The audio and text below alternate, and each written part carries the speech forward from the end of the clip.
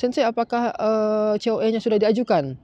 Kamu nggak perlu tahu, kamu nggak perlu nanya seperti itu. Nanti COE-nya juga akan keluar. Ada ya sebagian LPK yang tidak transparan seperti itu. Maka dari itu gue sarankan kepada teman-teman yang ingin ikut LPK.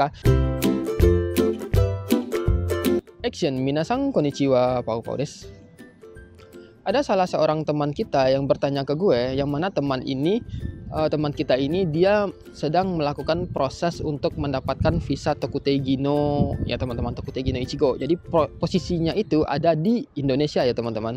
Jadi teman kita ini dia proses melalui sebuah LPK ya teman-teman. Gue nggak tahu LPK-nya apa karena gue nggak mau tanya juga seperti itu kan, karena itu mungkin juga bersifat privacy ya teman-teman, melalui jasa LPK ya teman-teman. Jadi ketika dia memutuskan untuk lewat LPK dan matching job, si pihak LPK itu menawarkan opsi ke teman kita ini.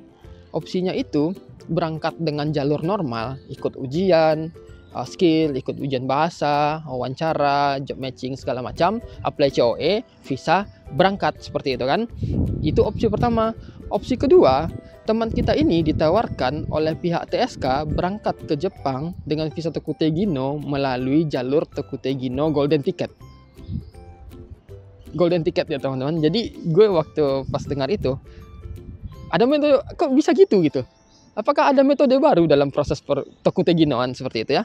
Dan untungnya teman kita ini bertanya ke gue, "Bang, emang ada ya Tokutei no jalur Golden Ticket ya?" Seperti itu. Gue heran gitu kan. Nggak ada lah seperti itu kan, gue bilang. Karena Tokutei no tersebut ya prosesnya sama seperti itu. Mau teman-teman lewat TSK, mau teman-teman lewat LPK, nggak ada proses nggak ada pengkhususan terhadap orang asing yang dilakukan oleh Newcang seperti itu. Semuanya diperlakukan sama seperti itu. Mau teman-teman lihat Golden Ticket kayak itu kayak ini kayak prosesnya sama ya teman-teman. Jadi si teman kita ini menjelaskan ke gue karena dia ditawarkan oleh pihak LPK berangkat jalur Tokutei no via Golden Ticket ya teman-teman. Jadi apa itu Golden Ticket seperti itu? Apakah ini satu modus baru seperti itu? Apakah ini model marketing baru pihak LPK?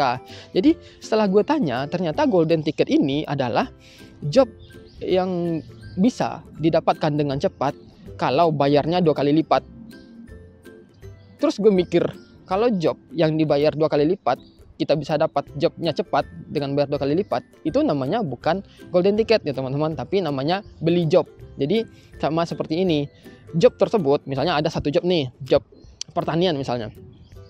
Job pertanian ini mungkin dijual dengan harga mungkin ya, misalnya nih contoh 5 juta misalnya situ ya, atau 5 mang. Tetapi kalau mau lewat jalur Golden Ticket, harganya 2 kali lipat, job ini bisa langsung dapat seperti itu. Artinya kan itu lelang job, jual job ya teman-teman, bukan Golden Ticket. Simpelnya itu jual job. Jadi siapa yang punya uang banyak, yang mau bayar lebih, kamu dapat job ini seperti itu. Dan prosesnya pun akan tetap sama dengan orang-orang yang proses normal seperti itu. Tetap apply COE, ujian skill, ujian bahasa, visa, segala macam ya teman-teman. Orang yang tidak jalur Golden Ticket pun juga prosesnya sama seperti itu. Proses turun COE-nya juga sama, sekitar 2-4 bulan. Jadi teman-teman jangan sampai terkecoh atau tergoda dengan modelan yang seperti ini, seperti itu. Barangkali nanti jika sekiranya teman-teman punya teman berangkat ke Jepang dengan jalur normal, sementara teman-teman berangkat dengan yang katanya jalur Golden Ticket, ada kemungkinan teman-teman yang jalur normal ini bisa lebih cepat berangkatnya seperti itu. Karena yang namanya Golden Ticket ini nggak ada ya teman-teman. Bagi gue pribadi, orang yang berangkat ke Jepang dengan Golden Ticket itu, atau orang yang mengganti visa ke Tokutei no Ichigo dengan Golden Ticket itu adalah orang yang sudah lulus magang 3 tahun. Sudah selesai magang 3 tahun dengan baik ya teman-teman. Bagi gue itu baru Golden Ticket. Kenapa? Karena orang yang magang 3 tahun, yang selesai dengan baik magang 3 tahun, mereka tidak perlu mengikuti ujian skill, tidak perlu mengikuti ujian bahasa. Mereka bisa langsung pindah ke Tokutei no di bidang yang sama dengan saat mereka magang, tanpa harus ikut ujian, tanpa harus ikut ujian skill, ujian bahasa seperti itu. Itu yang baru namanya golden ticket ya teman-teman. Tetapi buat teman-teman yang newcomer yang ingin berangkat cepat ke Jepang melalui LPK yang dengan metode segala macam, golden ticket itu bagi gue tidak ada ya teman-teman. Itu hanya sebuah lelang job, jual beli job, yang mana siapa mau bayar lebih mahal mereka yang dapat seperti itu. Nah, jadi saran gue buat teman-teman yang ingin ikut LPK, sebaiknya sebisa mungkin ya cari LPK yang terpercaya. Satu, itu pasti ya. Yang kedua, cari LPK yang minim biaya ya teman-teman. Itu kalau bisa ya, cari LPK yang minim biaya. Dan yang ketiga, cari LPK yang transparan ya teman-teman. Kenapa gue bilang cari LPK yang transparan? Karena ada sebagian LPK yang tidak transparan, yang tidak mau membagikan informasi kepada teman-teman. Maksud gue informasi ini adalah misalnya ketika teman-teman nanya, "Sensei kapan job matching?" Misalnya seperti itu kan, tunggu aja seperti itu, nanti jobnya juga datang. Atau misalnya teman-teman sudah selesai job matching, tanya ke Sensei, "Sensei kapan tanda tangan kontrak?"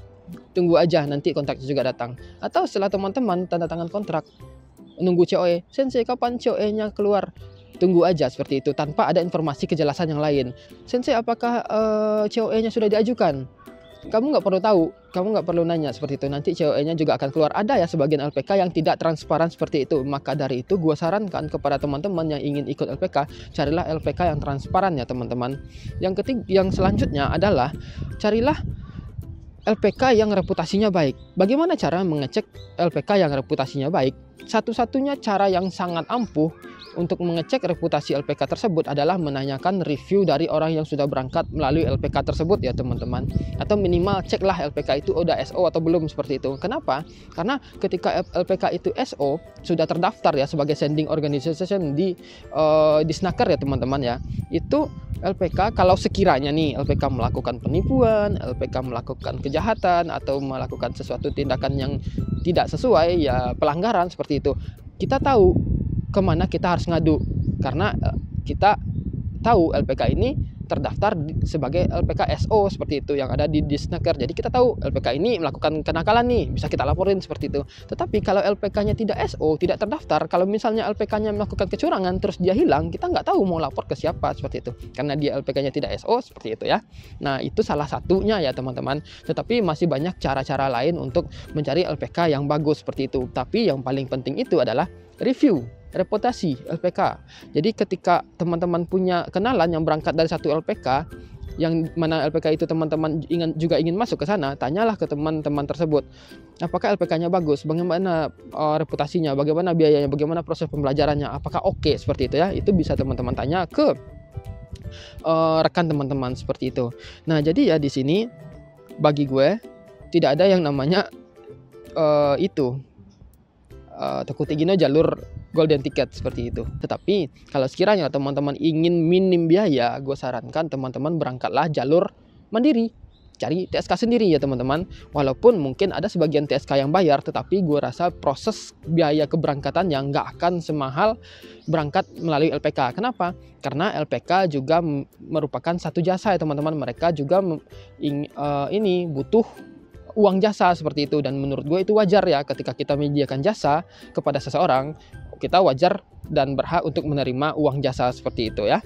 Nah, jadi semuanya itu balik lagi ke pilihan teman-teman. Apakah teman-teman mau lewat LPK atau TSK, itu terserah teman-teman. Yang penting carilah TSK atau LPK yang bagus seperti itu ya teman-teman, agar nanti teman-teman tidak menyesal dan tidak merasa tertipu saat teman-teman sudah nyampai di Jepang seperti itu ya. Nah, jadi lebih kurang seperti itu ya informasi yang bisa gue sampaikan kepada teman-teman. Kalau sekiranya teman-teman masih punya pertanyaan, keraguan dan segala macam, silahkan tulis di komen. Gue bakal jawab sebisa mungkin, dan sampai ketemu di video berikutnya. Cut.